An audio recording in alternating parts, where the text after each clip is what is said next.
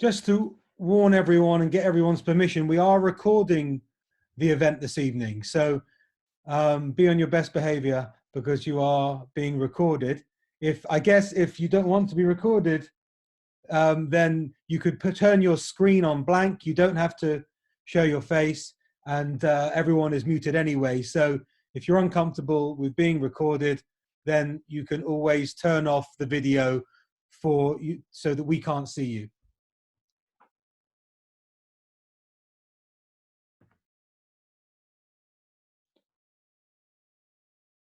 And I can delete anyone afterwards if they let me know. I'm not sure what that means, but we'll work it out.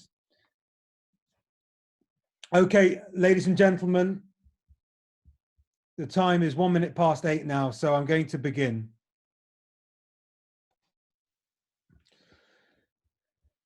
We have 91 participants. We only have a maximum room for 100.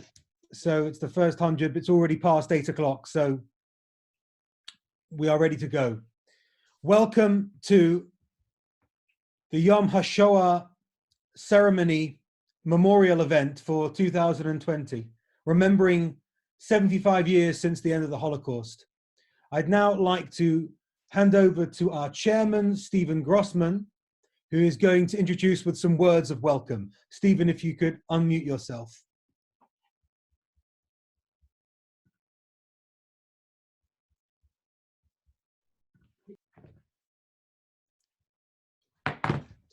Is Stephen here?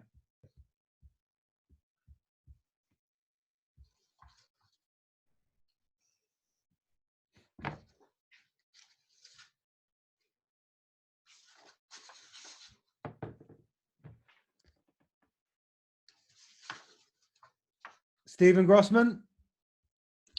Yes, good evening, Rabbi. I'm here. Good evening, Rabbi. Can you hear me? Hi. Over to you with some words of welcome. Yes, good evening, everybody. Good evening, community. I hope that you're all safe and keeping well. Very strange surroundings this evening, but thank you very much to all the organisers. All the organisers who have put together this commemorative Yom HaShoa event this year. I know that behind the scenes there have been many people working, especially Shoshana Weiner, Jacques Weiser, and obviously our dear Rabbi. Spent a lot of dedication and time to put together our event this evening. So on a very, very sad occasion for us all, 75 years since the Holocaust liberation, we remember those very sad souls who perished in the name of Hashem, the martyrs of our kingdom, who will never ever be forgotten. And may this service tonight be an uplifting one for us, that no matter what troubles we are going through at the current time, I'm sure that those that perish would do anything to swap for what we're going through. So whatever sorrows we're going through in hard times, just take a deep breath and sit down and just think how lucky we are that we're able to still carry on our lives, albeit in our homes, in the safety of our homes. And I ask then us to just bless everyone in our community, be safe, be well, and I hand back to our Rabbi to continue. Thank you, Rabbi. Thank you, Stephen. We have a maximum capacity now of 100 people. I've just been given a message that if anyone is using 2 devices, if they in the same household, if they are, I don't know if you are, but if you could use 1 device, it would allow anyone trying to join the meeting to join. So if we could do 1 device per household, that would be optimum. Now we're going to move on to the next stage of the evening. I'm going to hand over now to Jacques Weiser, of course, who was a child survivor and serves as the director of Yad Vashem UK, on the importance of marking 75 years since liberation. Jacques is now going to speak to us. Over to you, Jacques.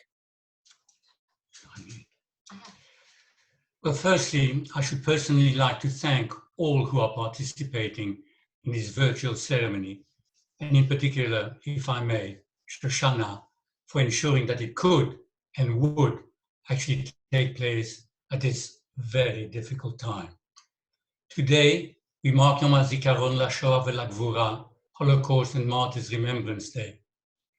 And although we are currently in isolation at home and cannot physically commemorate together, nevertheless, we mourn individually and as a community the loss of over 6 million of our people, men, women, and children, exterminated by the Nazis and their collaborators in Maximum, brutally murdered in unimaginable ways for no other reason that they were different, they were Jews. They were considered as Untermenschen, subhumans, not worthy of being part of so-called normal society, and as such had to be obliterated from the face of the earth. As the bearers of their legacy, we must remember and honor their living memory. The Shoah may have physically stopped 75 years ago, but after liberation, many who had managed to stay alive still died due to their condition, and untold numbers suffer mental anguish even today. Those who endured but thankfully survived those horrors succeeded in making new lives, homes, and families for themselves. But sadly, the generation of Shoah survivors is dwindling rapidly, and we have an imperative duty to learn the lessons of the past. We cannot and must not ever forget, and more importantly, must continue to educate and inform future generations in the hope that racism, prejudice, and anti-Semitism is eradicated, and that such atrocities are never, ever again repeated. As we light the memorial candles, let us remember all those innocent victims and what they would have brought to our world, their unfulfilled dreams.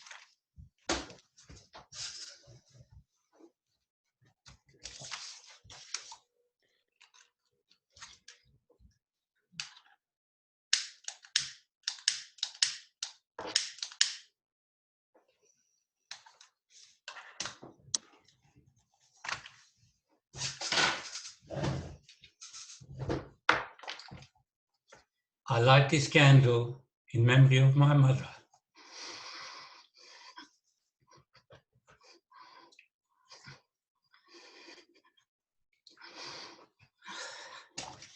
Martha Weiser, Matel Bat Shlomo, Zichrono Livracha, deported from Malin, Belgium on Rosh Hashanah 1942 and murdered in Auschwitz. Remembering also my father. Kuba Weiser, Yaakov ben Mordechai, Zichrono Livracha, who survived Drancy, Auschwitz, Bunamonowitz, Buchenwald and Altenburg, where he was finally liberated by the American Army in April 1945.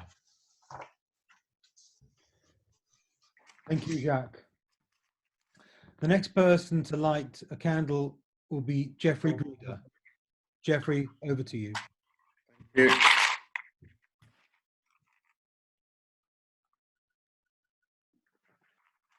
I light this candle in honor of my father Bernard Gruder, Beryl Ben Yaakov, and his sister Lucia Gruder, the sole survivors of my family in Lvov.